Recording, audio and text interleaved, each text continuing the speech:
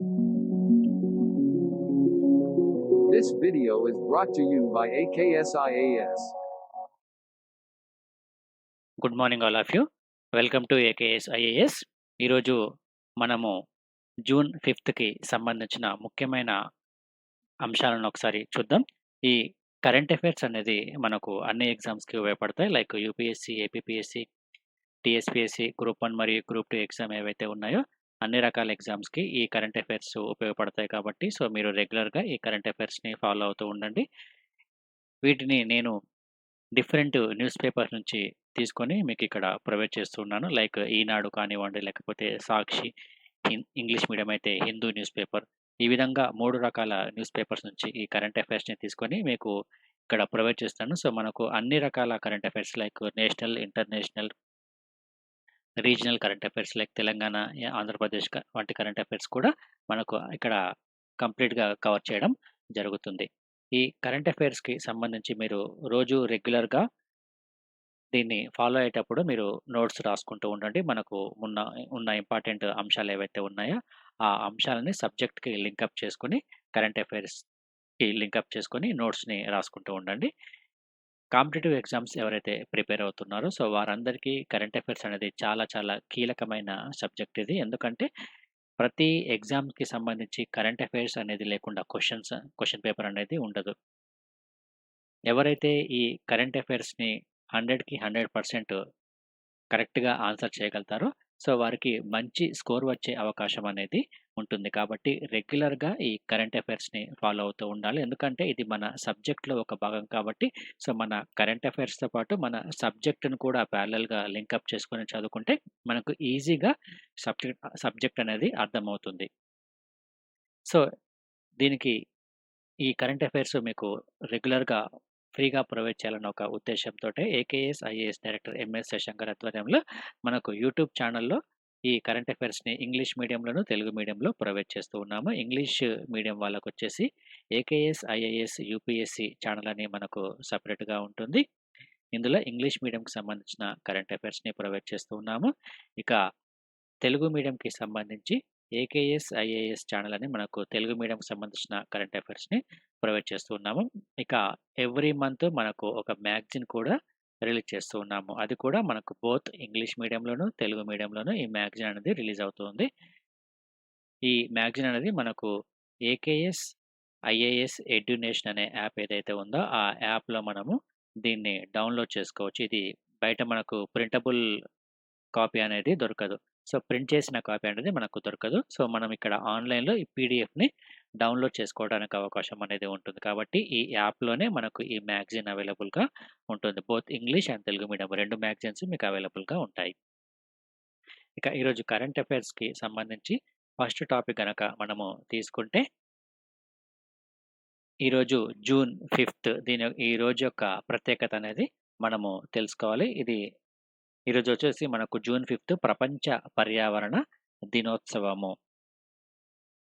So, మనము ప్రతి సంవత్సరము జూన్ 5న ఈ ప్రపంచ పర్యావరణ దినోత్సవాన్ని జరుపుకోవడం జరుగుతుంది. సో, దీనికి సంబంధించి పర్యావరణానికి అనుకూలమైన చర్యలు తీసుకోవటానికి, అదేవిధంగా పర్యావరణం కాలుష్యం కాకుండా మనము భవిష్యత్తులో ఎటువంటి పద్ధతులు పాటించాలో వాటికి సంబంధించి ఒక అవగాహనను పెంపొందించాలన్న ఒక ఉద్దేశ్యంతోటే ఐక్యరాజ్య సమితి ఈ పర్యావరణ దినోత్సవాన్ని జరపాలని ఒక నిర్ణయం తీసుకోవడం జరిగింది.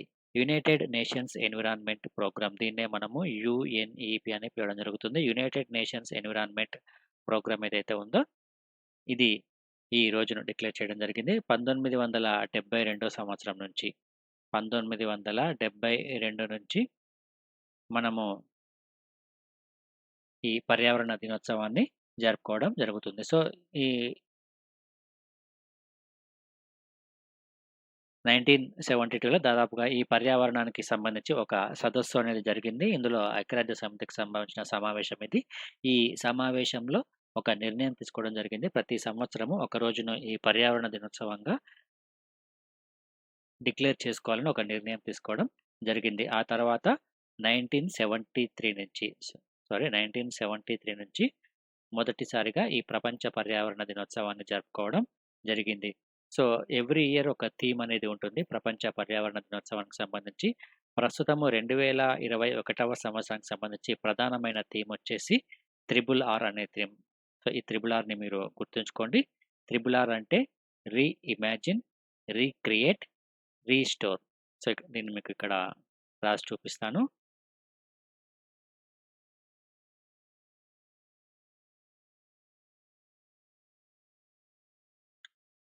Recreate and restore. ఇది ఈ సంవత్సరానికి సంబంధించి ఒక ప్రధానమైన థీమ్ ఇది. ప్రపంచ పర్యావరణ దినోత్సవానికి సంబంధించి.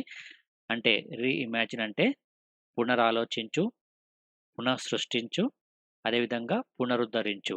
ఈ థీమ్‌తో మనము ఈ ప్రపంచ పర్యావరణ దినోత్సవాన్ని జరుపుకుంటున్నాం 2021వ సంవత్సరానికి సంబంధించి. సో, గతంలో అంటే 1974లో గనక తీసుకుంటే ఒకే ఒక్క భూమి అనే థీమ్‌తో కాన్ఫరెన్స్ నిర్వహించడం జరిగింది. ఆ తర్వాత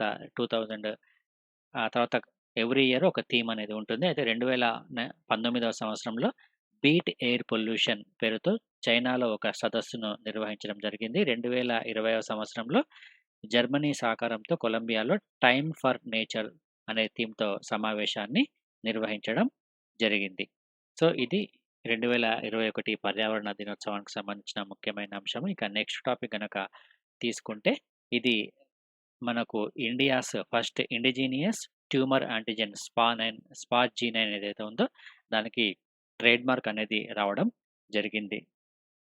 so, DBT NIA receives trade mark for India's first indigenous tumour antigen ఎస్‌పిఏ-జీ9. సో, ఇది దేనికి సంబంధించినంటే క్యాన్సర్‌కి సంబంధించిన మెథడ్ ఇది. సో, ఇది ఇండియాస్ ఫస్ట్ ట్యూమర్ యాంటిజెన్ ఇది. సో, దీన్ని డిస్కవర్ చేసింది ఎవరంటే డాక్టర్ అనిల్ సూరి. ఎప్పుడు 1998లో దీనిని డిస్కవర్ చేయడం అనేది జరిగింది. సో, ముఖ్యంగా క్యాన్సర్‌ని నిరోధించడానికి ఇమ్యునోథెరపీ అనే విధానంలో దీనిని డెవలప్ చేయడం అనేది జరిగింది. ఈ స్పా-9 అనే ఒక యాంటిజెన్ ట్యూమర్‌ని. సో, ఇది పూర్తిగా స్వదేశీ పరిజ్ఞానంతో తయారు చేసిన టెక్నాలజీగా మనము చెప్పుకోవచ్చును. అయితే ఈ క్యాన్సర్ ద్వారా దాదాపుగా 8.51 లక్షల మంది పీపుల్ ఎవ్రీ ఇయర్ చనిపోతున్నారు మన భారతదేశంలో. Agency and research and cancer international agency for research and cancer నివేదిక ప్రకారము మన భారతదేశంలో దాదాపుగా ఎంతమంది చనిపోతున్నారంటే క్యాన్సర్‌లో 8.51 లక్షల మంది ప్రతి సంవత్సరం చనిపోతున్నారు. అదేవిధంగా వరల్డ్ హెల్త్ ఆర్గనైజేషన్ ఇచ్చిన నివేదిక ప్రకారము ప్రతి 10 మంది భారతీయుల్లో ఒకరికి క్యాన్సర్ అనేది వస్తుంది. వారి లైఫ్ టైమ్‌లో క్యాన్సర్ అనేది వస్తుంది. సో, ప్రతి 15 మందిలో ఒకరు చనిపోవడం జరుగుతుంది ఈ క్యాన్సర్ వలన. సో, ఈ క్యాన్సర్‌ని ఇంప్లిమెంట్ చేయాలనే ఒక ఉద్దేశ్యంతోటే ఈ క్యాన్సర్ ట్రీట్మెంట్‌కి సంబంధించి అనేక రకమైన పరిశోధనలు చేయడం అనేది జరిగింది. అందులో భాగంగానే న్యూఢిల్లీలో ఉన్న నేషనల్ ఇన్‌స్టిట్యూట్ ఆఫ్ ఇమ్యునాలజీ మరియు autonomous institute of department of biotechnology and clinicians at cancer institute Adyar.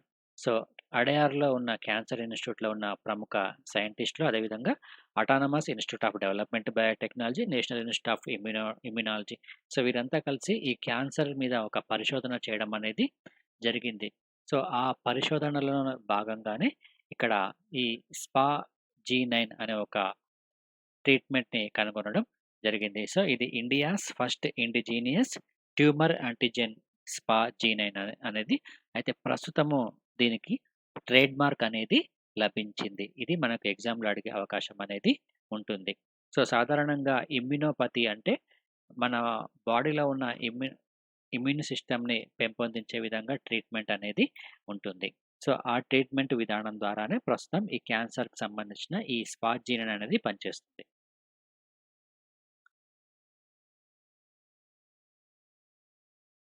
ఇక నెక్స్ట్ అంశాన్ని గనక మనము తీసుకుంటే ఆర్‌బీఐకి సంబంధించిన ముఖ్యమైన అంశం మనకి ఇక్కడ ఇవ్వడం జరిగింది. సో, ద్రవ్య పరపతి విధాన సమీక్ష. దీన్ని మనము ఎకానమీలో సబ్జెక్ట్‌లో భాగంగా మనము చదువుకోవడం జరుగుతుంది. ద్రవ్య పరపతి విధాన సమీక్షలో భాగంగా ఆర్‌బీఐ కొన్ని కీలకమైన నిర్ణయాలు తీసుకోవడం జరుగుతుంది. అందులో భాగంగానే మనకు repo rate, reverse repo rate, so వడ్డీ రేటు ఏ విధంగా ఉండాలి. సో ఇటువంటి కీలకమైన అంశాలన్నిటిని ఈ ద్రవ్య పరపతి విధాన సమీక్షలో తీసుకోవడం జరుగుతుంది. అదేవిధంగా 2021, 22 ఆర్థిక సంవత్సరానికి సంబంధించి వృద్ధి అంచనాను 9.5% అంచనా వేయడం అనేది జరిగింది. సో ప్రస్తుతం ఉన్న రెపో రేట్ ఏదైతే ఉందో, ఆ రెపో రేట్ అనేది 4% వరకు అనేది ఉంటుంది. ఎందుకంటే దేశంలో ప్రస్తుతం ఈ కరోనా ప్రభావం అనేది చాలా ఎక్కువ స్థాయిలో ఉన్న నేపథ్యంలో ఆర్‌బీఐ ఎటువంటి వడ్డీ రేట్‌లో ఎటువంటి మార్పులు అనేది చేయలేదు. ఆర్‌బీఐ గవర్నర్ ఎవరైతే ఉన్నారో శక్తికాంత్ దాస్. ఇతని నేతృత్వంలోనే ఈ పరపతి విధాన కమిటీ కొన్ని కీలకమైన అంశాలను తీసుకోవడం జరిగింది. ముఖ్యంగా ఈ వడ్డీ రేట్లకు సంబంధించి ఈ వడ్డీ రేట్లను సో, యథాతథంగా ఉంచేందుకు 6 సభ్యులు ఏకగ్రీవంగా ఆమోదం తెలపడం జరిగింది. దీంతో రెపో రేట్ వచ్చేసి 4%గా ఉంటుంది. మీరు ఈ ఎకానమీలో భాగంగా ఈ రెపో రేట్‌కి సంబంధించిన టాపిక్ ఒకసారి చూసుకోవాలి. అదేవిధంగా రివర్స్ రెపో రేట్‌కి సంబంధించి ఇది 3.35%గా ఉండడం జరుగుతుంది. ఇక ప్రస్తుత ఆర్థిక సంవత్సరానికి సంబంధించి జీడీపీ వృద్ధి ఏదైతే ఉందో, ఈ జీడీపీ గ్రోత్‌ని 1% తగ్గించి 9.5%కి సవరించడం జరిగింది. ఇక ప్రస్తుత ఆర్థిక సంవత్సరానికి సంబంధించి ఈ ద్రవ్యోల్బణము అంచనా ఏదైతే ఉందో, ఆ అంచనాలను 0.10% నుండి 0.10% నుంచి 5.1%కి పెంచడం జరిగింది. ముడి సరుకుకు సంబంధించిన వ్యయాలు పెరగడం, అదేవిధంగా సరఫరాకు సంబంధించిన అవరోధాలు కలగడం అనేది ఈ విధంగా పెంచడానికి ఒక ప్రధానమైన కారణంగా మనము చెప్పుకోవచ్చును. ఇవన్నీ మనకు ఎగ్జామ్‌లో అడిగే అవకాశం అనేది ఉంటుంది. అదేవిధంగా స్టాటిక్ సబ్జెక్ట్‌లో భాగంగా మనము repo rate, reverse repo rate, interest rate ఇవన్నీ మనం చదువుకోవాలి. అదేవిధంగా ఈ ద్రవ్య పరపతి విధాన సమీక్ష అనే టాపిక్ అనేది మనకు సెపరేట్‌గా ఉంటుంది. ఇది చాలా ఇంపార్టెంట్ టాపిక్ ఇది. ఈ టాపిక్‌ని కూడా మనం ఎకానమీ సబ్జెక్ట్‌లో భాగంగా చదువుకోవాలి.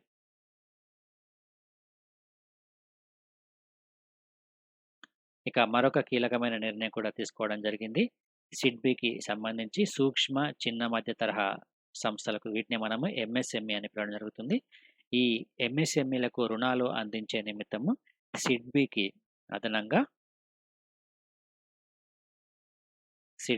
అదనంగా ఎంత 16,000 కోట్లను ఆర్‌బీఐ కేటాయించడం జరిగింది. ఈ 16,000 కోట్లనేది కూడా గుర్తుంచుకోండి. ఇదేం చేస్తుందంటే సిడ్బీ ఈ సూక్ష్మ, చిన్న, మధ్య తరహా సంస్థలకు రుణాలను ఇవ్వడం అనేది జరుగుతుంది.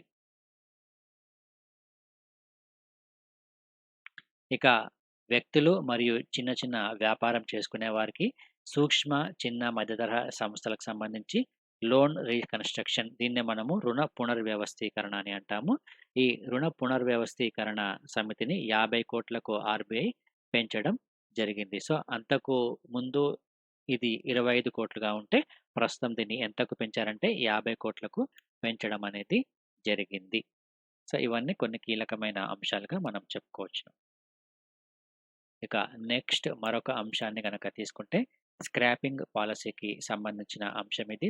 పాత వాహనాలు ఏవైతే ఉన్నాయో, ఆ పాత వాహనాలకు సంబంధించి వాలంటరీ స్క్రాపింగ్ విధానాన్ని కేంద్ర ప్రభుత్వం ప్రకటించడం అనేది జరిగింది. ఈ విధంగా పాత వాహనాలు ఎవరైతే స్క్రాపింగ్ చేయదలుచుకున్నారో, వారందరికీ కొన్ని రాయితీలను కూడా కల్పించడం జరిగింది. ఈ స్క్రాపింగ్ పాలిసీని తీసుకురావడానికి ప్రధానమైన కారణం గనక ఒకసారి మనం తీసుకుంటే, పర్యావరణ కాలుష్యాన్ని కంట్రోల్ చేయడానికి ఈ స్క్రాపింగ్ పాలిసీని తీసుకురావడం అనేది జరిగింది. ఎందుకంటే చాలా ఎక్కువ కాలం పాటు ఉన్న వాహనాలు ఏవైతే ఉంటాయో, ఆ వాహనాల ద్వారా ఈ ఉద్గారాలు మరింత ఎక్కువగా విడుదలయ్యే అవకాశం అనేది ఉంటుంది కాబట్టి, పాత వాహనాలను వీలైనంత వరకు స్క్రాపింగ్ చేయాలని కేంద్ర ప్రభుత్వం ఇటువంటి విధానాన్ని తీసుకురావడం అనేది జరిగింది. దీనికి సంబంధించి ఎంత 15 సంవత్సరాలు ఈ టైమ్ పీరియడ్ గుర్తుంచుకోండి. 15 సంవత్సరాలకు పైగా వినియోగించిన రవాణా వాహనాలు. ఈ రవాణా వాహనాలను ఫిట్‌నెస్ ఆధారంగా వీటిని స్క్రాప్ చేయడం అనేది జరుగుతుంది. అదేవిధంగా 20 సంవత్సరాల పైబడి వినియోగించిన రవాణేతర వాహనాలు దీన్నే పర్సనల్ వెహికల్స్ అని కూడా పిలవచ్చు. నాన్ ట్రాన్స్‌పోర్ట్ వెహికల్స్ ఏవైతే ఉన్నాయో, సో, వీటన్నిటిని కూడా స్క్రాపింగ్ చేయాలని కేంద్ర ప్రభుత్వం ఒక నిర్ణయం తీసుకోవడం అనేది జరిగింది. సో, ఇందులో భాగంగానే ఈ వాలంటరీ స్క్రాపింగ్ విధానాన్ని తీసుకురావడం జరిగింది. సో, అంటే వాలంటరీ స్క్రాపింగ్ విధానం అంటే ఎవరంతల వాళ్ళు తమ యొక్క వాహనాలను స్క్రాపింగ్ చేసుకోవడానికి ఇవ్వడాన్నే వాలంటరీ స్క్రాపింగ్ విధానం అని అంటాము. సో, పాత వాహనాలను తుక్కు చేసి వాటి స్థానంలో కొత్త వాహనాలను కొనుగోలు చేసేవారికి కొన్ని రాయితీలు కూడా ఇవ్వాలని ఒక ప్రతిపాదన తీసుకురావడం అనేది జరిగింది. ఇందుకు సంబంధించి రవాణా మరియు రవాణేతర రంగాల వారికి వేరువేరుగా రాయితీలను ప్రకటించడం అనేది జరిగింది. ఈ రాయితీలు గనక ఒకసారి మనం చూసుకుంటే పాత వాహనాన్ని తుక్కు చేసినందుకు గాను దాని విలువలో 5% నగదును వాహనదారుడికి చెల్లించాలని కేంద్రం సూచించింది.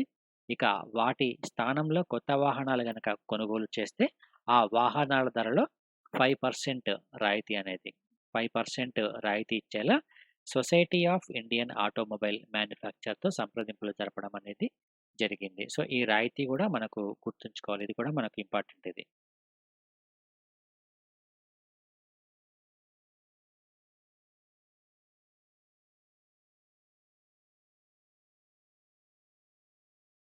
ఇక నెక్స్ట్ మరొక ముఖ్యమైన అంశాన్ని గనక తీసుకుంటే, వారికి టీకాలు వేయకుంటే అంతరించిపోతారు అని ఒక అంశం మనకి ఇక్కడ ఇవ్వడం జరిగింది.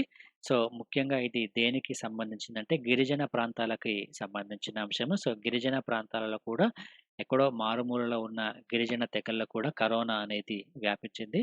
సో, ఈ విధంగా కరోనా వ్యాపించిన తర్వాత ఆ గిరిజన తెగ ఏదైతే ఉందో, ఆ గిరిజన తెగ అనేది చాలా తక్కువ జనాభా ఉన్న గిరిజన తెగ ఏదైతే ఉందో, అది అంతరించిపోయే ప్రమాదం ఉందని ఒక ఒక ఉద్దేశ్యంతో జాతీయ మానవ హక్కుల సంఘం ఒక ఆందోళన ఇక్కడ వ్యక్తం చేయడం అనేది జరిగింది. అందులో భాగంగానే 50,000 లోపు జనాభా ఉన్న తెగలు ఎవరైతే ఉన్నారో, వారందరికీ 60 రోజుల్లో ఈ కోవిడ్ వ్యాక్సినేషన్స్‌ని ఇవ్వాలని రాష్ట్రాలు మరియు కేంద్రపాలిత ప్రాంతాలకు సిఫారసు చేయడం అనేది జరిగింది. సో, దేశవ్యాప్తంగా దాదాపుగా 177 గిరిజన జిల్లాల్లో 705 గిరిజన తెగలు గనక ఉంటే, అందులో 1,00,000 లోపు జనాభాతో 75 తెగలు అంతరించే అవకాశం అనేది ఉంది. సో, ఈ 75 తెగలు అంతరించకుండా వారికి ఎంత వీలైతే అంత తొందరగా ఈ వ్యాక్సినేషన్ కార్యక్రమం అనేది కొనసాగాల్సిన అవసరం అనేది ఉంది. అని ఇక్కడ ఎవరు చెప్పారు? నేషనల్ హ్యూమన్ రైట్స్ కమిషన్ ఇక్కడ చెప్పడం అనేది జరిగింది. ఇక మరొక అంశాన్ని గనక తీసుకుంటే, జలాంతర్గాముల నిర్మాణానికి మేక్ ఇన్ ఇండియా ప్రాజెక్ట్ కింద దాదాపుగా 43,000 కోట్లను కేటాయించడం అనేది జరిగింది. ఈ జలాంతర్గాములకు సంబంధించి మొత్తం 6 జలాంతర్గాములు. ఈ 6 జలాంతర్గాములని వ్యూహాత్మకమైన భాగస్వామ్యంతో తయారు చేయడం అనేది జరుగుతుంది. దీనికి సంబంధించి స్వదేశీ కంపెనీలు, అదేవిధంగా విదేశీ కంపెనీల సహాయం కూడా తీసుకురానున్నారు. ఈ ప్రాజెక్ట్ యొక్క కాల వ్యవధి వచ్చేసి 12 సంవత్సరాలు. అంచనా వ్యయం వచ్చేసి 43,000 కోట్లు. ఇందులో ఎల్&టీ అదేవిధంగా ప్రభుత్వ రంగ సంస్థ అయిన మస్గావ్ డాక్స్ లిమిటెడ్ సంయుక్తంగా ఈ ప్రాజెక్ట్‌ను చేపట్టడం అనేది జరుగుతుంది. ఎల్&టీ మరియు ఎండీఏఎల్‌లు తమ సహకారం తీసుకునే విదేశీ కంపెనీలకు సంబంధించి షార్ట్ లిస్ట్‌ని ఇప్పటికే రూపొందించడం అనేది జరిగింది. ఈ ప్రాజెక్ట్ పేరొచ్చేసి P75 ఇండియా ప్రాజెక్ట్. దీనికి మొత్తం ఎంత అంటే 43,000 కోట్లను కేటాయించడం అనేది జరిగింది. ఇవన్నీ మనకు ఫ్యాక్చువల్ ఇన్ఫర్మేషన్‌లో భాగంగా ఇంపార్టెంట్ ప్రిలిమ్స్‌లో అడిగే అవకాశం అనేది ఉంటుంది. అదేవిధంగా ఇక్కడ మనకు రక్షణ రంగానికి సంబంధించి మెయిన్స్‌లో ఏదైనా క్వెషన్ అడిగినప్పుడు దీన్ని మనం ఒక ఎగ్జాంపుల్‌గా కూడా దీన్ని మనం రాసుకోవచ్చు. ఇక నెక్స్ట్ టాపిక్ గనక తీసుకుంటే, అదాని పోర్ట్‌ల గంగవరం విలీనంపై కమిటీని ఏర్పాటు చేయడం అనేది జరిగింది. ప్రస్తుతం గంగవరం పోర్ట్ లిమిటెడ్ ఏదైతే ఉందో, దీనిని అదాని పోర్ట్ లిమిటెడ్‌లో పూర్తిగా విలీనం చేసిన తర్వాత ఆ కంపెనీకి సంబంధించి రాష్ట్ర ప్రభుత్వ ఆదాయము, అదేవిధంగా గత ఒప్పందాలకి నష్టం వాటిల్లకుండా చూసేందుకు ఒక కమిటీని కూడా ఏర్పాటు చేయడం అనేది జరిగింది. ఇందులో మొత్తం 6 సభ్యులు అనేది ఉంటారు. సీసీఎల్ఏ నీరవ్ కుమార్ ప్రసాద్ చైర్మన్‌గా ఈ కమిటీకి ఉండడం అనేది జరుగుతుంది. 60 రోజుల్లోగా ఈ కమిటీ అనేది నివేదికను సమర్పించాలి. ఇక నెక్స్ట్ వచ్చేసి మరిన్ని చైనా కంపెనీలపై అమెరికా పెట్టుబడుల నిషేధం అనే ఒక అంశం మనకు ఇక్కడ ఇవ్వడం అనేది జరిగింది. సో, ఇది మనం ఇంటర్నేషనల్ రిలేషన్స్‌లో భాగంగా మనం ఈ టాపిక్‌ని చదువుకోవడం జరుగుతుంది. సో, ప్రస్తుతం అమెరికా ఏదైతే ఉందో అమెరికా చైనాకి సంబంధించి కొన్ని కంపెనీలపై నిషేధాన్ని విధించడం అనేది జరుగుతుంది. సో, ముఖ్యంగా పెట్టుబడులకి సంబంధించి అమెరికా కొన్ని కంపెనీలను బ్లాక్ లిస్ట్‌లో పెట్టడం అనేది జరిగింది. ముఖ్యంగా ఈ చైనీస్ కంపెనీలకు సంబంధించి గతంలోనే ఒక నిర్ణయం తీసుకోవడం జరిగింది. గతంలో ట్రంప్ ప్రభుత్వం ఉన్నప్పుడు కొన్ని కంపెనీలపై నిషేధాన్ని విధించడం జరిగింది. సో, ముఖ్యంగా భద్రతాపరమైన కారణాల నేపథ్యంలో ఇటువంటి నిర్ణయం తీసుకోవడం అనేది జరిగింది. ఆ జాబితాకి మరికొన్ని కంపెనీల జాబితాను కూడా చేర్చడం అనేది జరిగింది. సో, గతంలో 31 చైనా కంపెనీలపై నిషేధాన్ని విధిస్తే ప్రస్తుతం వాటి సంఖ్య అనేది 59కి పెరగడం జరిగింది. ఇక మరొక అంశాన్ని గనక తీసుకుంటే ఆంధ్రప్రదేశ్ రాష్ట్రానికి సంబంధించి గ్రామీణ ఆర్థిక వ్యవస్థకి సంబంధించి ఆంధ్రప్రదేశ్ రాష్ట్ర ముఖ్యమంత్రి అనేక రకమైన చర్యలు తీసుకోవడం అనేది జరుగుతుంది. అందులో భాగంగానే గ్రామీణ ప్రాంతాల్లో వ్యవసాయం మీదనే ఎక్కువగా ఆధారపడకుండా వ్యవసాయ ఆధారిత రంగాల్లో కూడా రైతులకు ఉపాధి అవకాశాలను కల్పించాలన్న ఒక ఉద్దేశ్యంతోటే, ముఖ్యంగా మహిళలకు ఉపాధి హామీని కల్పించాలన్న ఒక ఉద్దేశ్యంతోటే ఆంధ్రప్రదేశ్ రాష్ట్ర ప్రభుత్వము గతంలోనే ఈ డైరీకి సంబంధించి అమూల్ అనే ఒక పాల సేకరణ కంపెనీతో ఒక ఒప్పందాన్ని కుదుర్చుకోవడం అనేది జరిగింది. సో, దీని ద్వారా మహిళలకు కూడా ఆదాయం అనేది వచ్చే అవకాశం అనేది ఉంటుంది. సో, దీని ద్వారా గ్రామీణ ఆర్థిక వ్యవస్థ రూపుమాపులు కూడా మారే అవకాశం ఉంటుంది కాబట్టి, ఆంధ్రప్రదేశ్ రాష్ట్ర ప్రభుత్వం తీసుకున్న ఈ చర్యలలో భాగంగా పశ్చిమ గోదావరి జిల్లాలో ఏపీ అమూల్ పాల సేకరణ కార్యక్రమాన్ని ఆంధ్రప్రదేశ్ రాష్ట్ర ముఖ్యమంత్రి ఇక్కడ వర్చువల్‌గా ప్రారంభించడం అనేది జరిగింది. ఇక్కడ ఏ జిల్లాలో అనేది మనకు ఎగ్జామ్‌లో అడుగుతాడు. పశ్చిమ గోదావరి జిల్లా. ఈ జిల్లా పేరు గుర్తుంచుకోండి. ఏపీ అమూల్ పాల సేకరణ కార్యక్రమాన్ని ప్రారంభించడం జరిగింది. సో, ముఖ్యంగా పాడి పరిశ్రమ అనేది ఆంధ్రప్రదేశ్ రాష్ట్రంలో మరింతగా అభివృద్ధి చెందే అవకాశం అనేది ఉంటుంది. ఆంధ్రప్రదేశ్ రాష్ట్ర ప్రభుత్వం తీసుకున్న ఈ నిర్ణయం వలన. ఇది మనం చాలా సార్లు చెప్పుకోవడం జరిగింది. ఈ అమూల్ కంపెనీతో మరియు వివిధ రకాల కంపెనీలతో ఆంధ్రప్రదేశ్ రాష్ట్ర ప్రభుత్వము ఒప్పందం కుదుర్చుకోవడం అనేది జరిగింది. సో, దీని ద్వారా ఉపాధి కూడా మరింతగా పెరిగే అవకాశం అనేది ఉంటుంది. అదేవిధంగా పాలల్లో నాణ్యత కూడా మరింత పెరిగే అవకాశం అనేది ఉంటుంది. ఇక మరొక ముఖ్యమైన అంశాన్ని గనక తీసుకుంటే, దిగంతాలకు కథానాయకుడు అనే ఒక అంశం మనకు ఇక్కడ ఇవ్వడం జరిగింది. సో, ఇది మనకు ఫ్యాక్చువల్ ఇన్ఫర్మేషన్‌లో భాగంగా మనకు క్వెషన్స్ అడిగే అవకాశం అనేది ఉంటుంది. జస్ట్ ఇతని యొక్క పేరు గుర్తుంచుకోండి. సో, ఇతని ప్రముఖ కథా రచయిత, అదేవిధంగా విమర్శకుడు కాశీపట్నం రామారావు మరణించడం అనేది జరిగింది. సో, మనకు ఇతనికి సంబంధించి క్వెషన్స్ అడిగే అవకాశం అనేది ఉంటుంది. సో, ప్రిలిమ్స్‌లో. సో, ఇతన్ని చాలామంది కారా మాస్టర్ అని పిలవడం జరుగుతుంది. సో, కాశీపట్నం రామారావు. ఇతను తెలుగులో అనేక రకమైన కథలు రాయడం అనేది జరిగింది. సో, ఇతను శ్రీకాకుళం జిల్లాకి చెందిన వ్యక్తి. ఇతను 'యజ్ఞం' అదేవిధంగా 9 కథలకు 1996లో కేంద్ర సాహిత్య అకాడమీని కూడా అందుకోవడం జరిగింది. ఇతని కథలు గుర్తుంచుకోండి. కేంద్ర సాహిత్య అకాడమీ అవార్డ్ ఎప్పుడొచ్చింది? 1996లో వచ్చింది. కేంద్ర సాహిత్య అకాడమీ అనేది ఇతనికి లభించింది. సో, ఇది మనకు ఎగ్జామ్‌లో అడుగుతాడు. ఏ కథలకు అంటే 'యజ్ఞము' మరియు 9 కథలకు సంబంధించి ఇతనికి ఈ అవార్డ్ అనేది లభించింది. అదేవిధంగా ఇతను గౌరవ డాక్టరేట్‌ను కూడా పొందడం జరిగింది. సో, కథా నిలయం అనే పేరిట కేవలం కథల కోసమే కథా నిలయం అనే పేరిట శ్రీకాకుళంలో ఒక ఆలయాన్ని కూడా నిర్మించడం అనేది జరిగింది. సో, 'యజ్ఞం' అనే కథతో ఇతను శ్రీకాకుళం యొక్క మాండలికం ఏదైతే ఉందో, ఆ మాండలికాన్ని ఈ కథ రూపంలో ఎక్కువగా ఉపయోగించడం అనేది జరిగింది. సో, ఇతని యొక్క ప్రత్యేకత ఏమిటంటే అందరికీ అర్థమయ్యే విధంగా సరళమైన భాషల్లో రచనలు చేయడం అనేది జరుగుతుంది.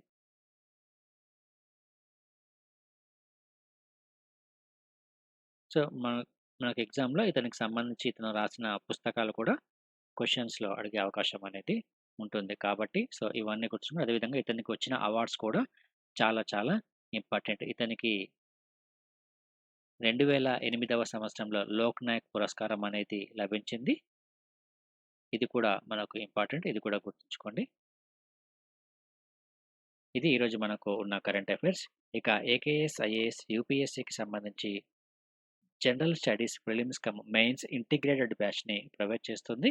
ఇది మనకు బోత్ ఇంగ్లీష్ మీడియము, తెలుగు మీడియంలో అవైలబుల్‌గా ఉంటుంది. బోత్ ఆఫ్‌లైన్ మరియు ఆన్‌లైన్ మోడ్‌లో ఈ కోచింగ్‌ని మనము ప్రొవైడ్ చేస్తూ ఉన్నాము. అదేవిధంగా ప్రిలిమ్స్‌కి మరియు మెయిన్స్‌కి టెస్ట్ సిరీస్ కూడా ప్రొవైడ్ చేస్తూ ఉన్నాము. 2021కి సంబంధించిన టెస్ట్ సిరీస్ కూడా ఉంటుంది. ఇక యూపీఎస్సీ మెయిన్స్‌కి సంబంధించి యూపీఎస్సీ మెయిన్స్ మ్యాగజైన్ అనే ప్రోగ్రామ్ కూడా ఉంటుంది. ఇందులో మనకు మెంటార్‌షిప్‌తో పాటు టెస్ట్ సిరీస్ అదేవిధంగా మెటీరియల్ కూడా ప్రొవైడ్ చేస్తూ ఉన్నాము. ఇక ఏపీపీఎస్సీ మరియు టీఎస్‌పీఎస్సీకి సంబంధించి గ్రూప్ 1 మరియు గ్రూప్ 2 కోచింగ్‌ని కూడా ప్రొవైడ్ చేస్తున్నాము. ఇది కూడా మనకు బోత్ ఇంగ్లీష్ మీడియము, తెలుగు మీడియంలో ఆఫ్‌లైన్ మరియు ఆన్‌లైన్ మోడ్‌లో ఈ కోచింగ్ అనేది ఉంటుంది. కోచింగ్‌తో పాటు మీకు టెస్ట్ సిరీస్ అదేవిధంగా మెటీరియల్ కూడా ప్రొవైడ్ చేస్తూ ఉన్నాము. దాంతో పాటు ఇది మనకు ఆఫ్‌లైన్, ఆన్‌లైన్ మోడ్‌లో ఉంటుంది.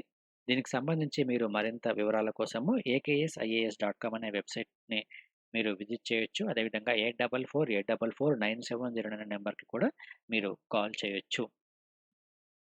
ఇక ఆన్‌లైన్ క్లాసెస్‌కి సంబంధించి గూగుల్ ప్లే స్టోర్‌లో మీరు ఏకేఎస్ ఐఏఎస్ ఎడ్యునేషన్ అనే యాప్‌ని గనక డౌన్‌లోడ్ చేసుకుంటే, మీరు ఆన్‌లైన్ క్లాసెస్‌కి ఎన్రోల్ చేసుకోవటానికి, అదేవిధంగా ఆన్‌లైన్ టెస్ట్ సిరీస్‌ని రిజిస్టర్ చేసుకోవటానికి, ఇక మెటీరియల్‌ని కూడా డౌన్‌లోడ్ చేసుకోవటానికి అవకాశం అనేది ఉంటుంది. కాబట్టి ఈ యాప్‌ని మీరు డౌన్‌లోడ్ చేసుకోండి. ఇది ఈరోజు మనకు ఓవరాల్‌గా ఉన్న current affairs. Thank you friends. Thank you.